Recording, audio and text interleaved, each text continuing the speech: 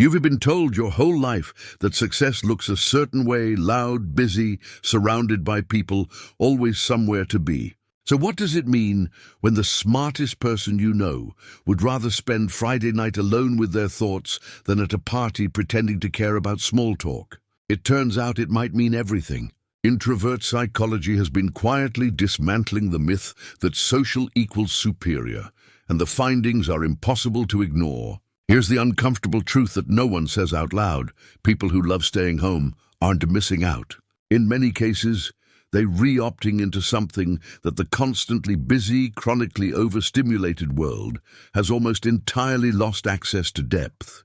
The psychology of introverts reveals minds that are more reflective, more selective, and often more emotionally intelligent than their extroverted counterparts. This isn't about being antisocial.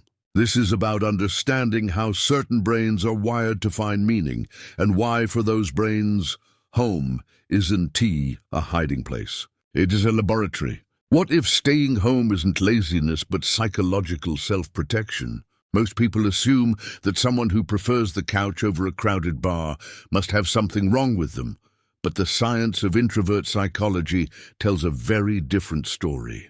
Choosing solitude isn't a flaw. For millions of people, it's the most intelligent decision their brain makes every single day. The truth is, the psychology of introverts reveals a mind that operates on a different frequency, not a broken one. These are people who feel the world more intensely, process it more deeply, and need quiet the way the rest of us need air. Before we label someone antisocial, it is worth asking, what if they're not running away from life, but running towards something far more meaningful? You've probably heard someone say, "I am drained after a party," and brushed it off as an excuse. But social battery explained through neuroscience shows it is far from dramatic. Introverts literally process social interactions through a longer, more energy-intensive neural pathway than extroverts do. The introvert brain responds to external stimulation the way a phone with a smaller battery responds to heavy apps. It works, but it depletes faster. And it is not just about crowds. Overstimulation explained through sensory research shows that even background noise, fluorescent lights, or too many conversations happening at once can push a sensitive nervous system toward overload. This isn't a weakness, it is a brain that's highly tuned, picking up signals others simply miss. The question isn't why some people need to recharge alone.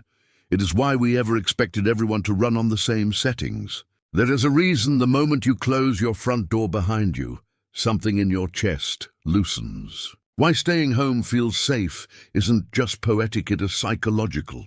Home is one of the few environments where you control the noise level, the lighting, the people, and the pace. For a mind wired towards social anxiety psychology, that kind of control isn't a luxury. It's a survival. Comfort zone psychology tells us that humans naturally seek environments where threat levels are low and predictability is high, and for highly sensitive people, home checks every box. It is not about fear of the outside world. It is about having a psychological base camp, a place where the nervous system can finally stop bracing for impact. And when you understand that, I'd rather stay in tonight stop sounding like an excuse and start sounding like wisdom. Some people walk into a room and notice the temperature, the tension between two people in the corner, the song playing too loud, and the slight impatience in someone's voice all at once. This is the reality of highly sensitive people, a trait identified by psychologist Elaine Aron that affects roughly 15 to 20 of the population. It's not overthinking for the sake of it. It is a nervous system that was built to process everything more deeply, more completely, and more intensely than average.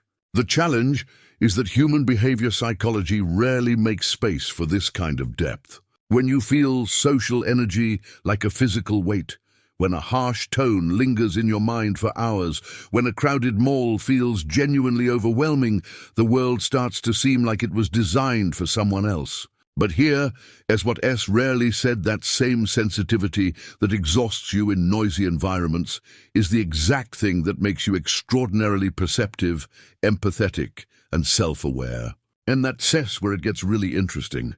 Modern life didn't just get busier, it got louder, faster, and relentlessly performative. Between the constant ping of notifications, the unspoken pressure to always seem available, and the exhausting ritual of small talk that goes nowhere, mental exhaustion from people has reached levels previous generations simply didn't face. And for someone already running on a sensitive nervous system, the weight of it all isn't just tiring it's genuinely depleting in ways that are hard to explain to someone who doesn't feel it. Then there's the cultural script that says productivity means visibility, show up, network, be seen, be loud. The psychology of solitude gets no airtime in a world that rewards extroversion at every turn. Introverts aren't struggling because they were weak. They were struggling because they were trying to operate in a system that was never designed with their wiring in mind. And the more they try to keep up, the more they find themselves fantasizing about one thing, going home and finally exhaling. At some point, almost every introvert has heard it. You need to get out more. Said with good intentions, maybe, but landing like a quiet accusation that something about them needs fixing. The truth is, society has spent decades building a blueprint for success that looks suspiciously like extroversion open offices, networking events, group brainstorming, the loudest voice in the room winning the argument. Why some people avoid socializing rarely gets a fair explanation, because the dominant culture simply assumes that wanting to be alone must mean something is wrong. What makes it harder is the confusion between introversion and sadness. Loneliness psychology and introversion are not the same thing, but they get collapsed into one story all the time. A quiet person at a party isn't necessarily suffering. A person who declines the invitation isn't necessarily depressed. They may simply be someone whose inner world is rich enough that they don't need constant external input to feel alive. The misunderstanding doesn't make them broken. It just makes them exhausted in a different way. There's a distinction that changes everything once you truly understand it. Being alone and feeling lonely are not the same experience. Loneliness psychology describes a painful sense of disconnection, the ache of wanting connection and not having it. Solitude, on the other hand, is a conscious choice, a space you enter willingly and leave feeling more like yourself than when you arrived.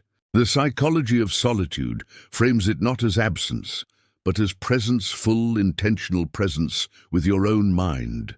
For introverts and people who love staying home, time alone isn't a consolation prize for a failed social life. It's the primary way the nervous system recovers, resets, and rebuilds. Think of it like sleep. No one calls you antisocial for needing 8 hours. Mental and emotional restoration through solitude works by the same logic. The problem isn't that some people need more of it. The problem is that we never taught anyone the difference between retreating to heal and retreating to hide.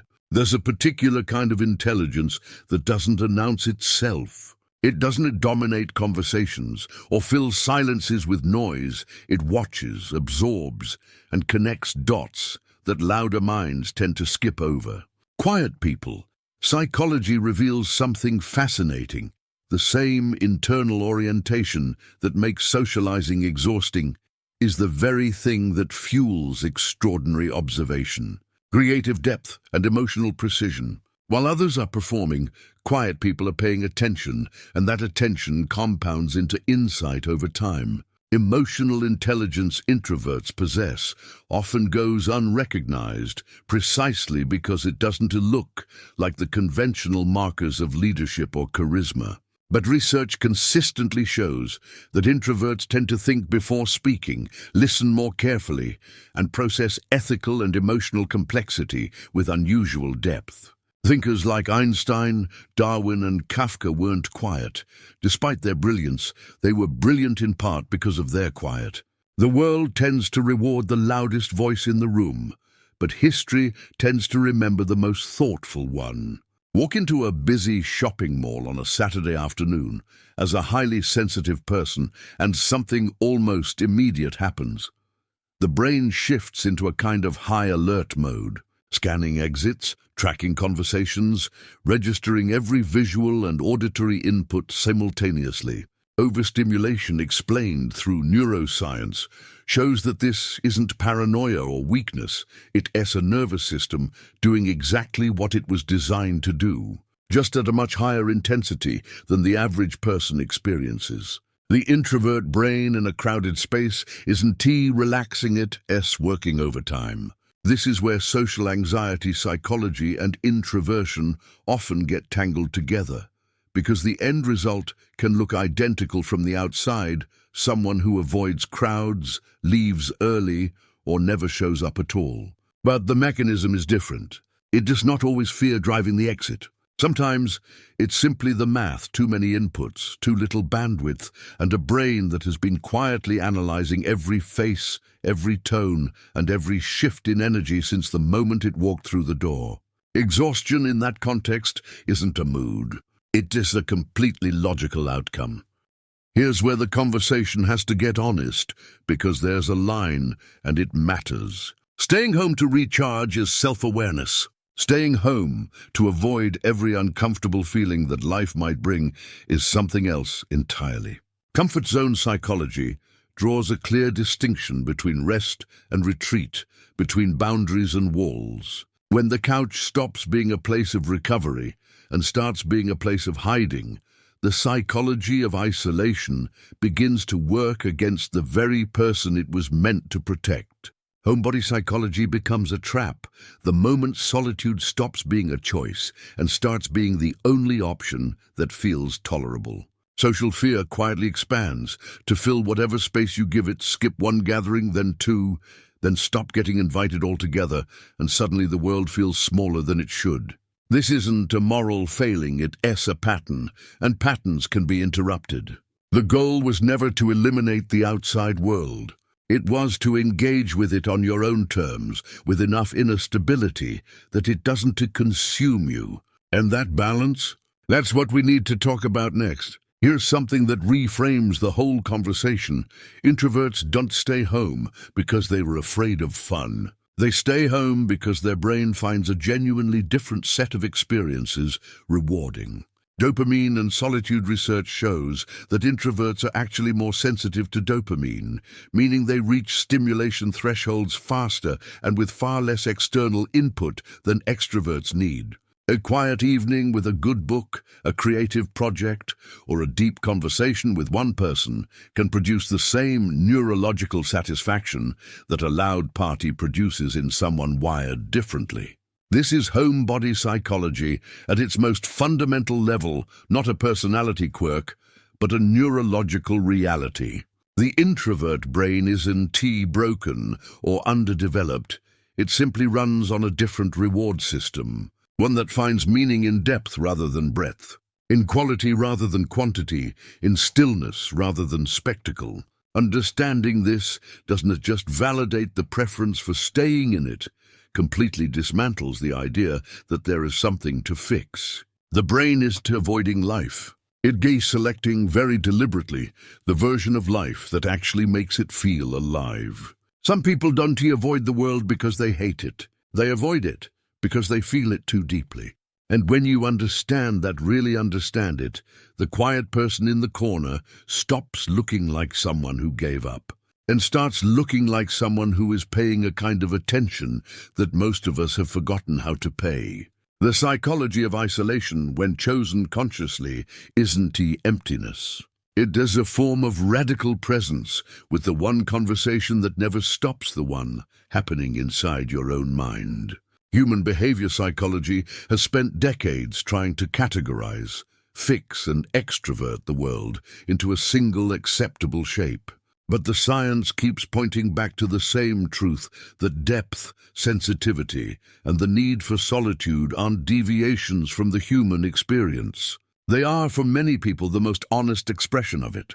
The world needs its loud voices, yes. But it has always been quietly shaped by the ones who stayed home, thought carefully, and felt everything. So here's the question worth sitting with tonight. When was the last time you gave yourself permission to simply be still without guilt, without justification, without feeling like you owed the world an explanation for choosing quiet. The psychology of solitude isn't a consolation prize for people who couldn't figure out how to be social. It's a sophisticated, neurologically grounded choice made by minds that understand something most people spend their whole lives too busy to learn, that the quality of your inner world determines the quality of everything else. Think about the patterns in your own life. Do you come home from social situations feeling energized or emptied? Do you do your best thinking alone or in a crowd? Do you find more clarity in silence than in noise?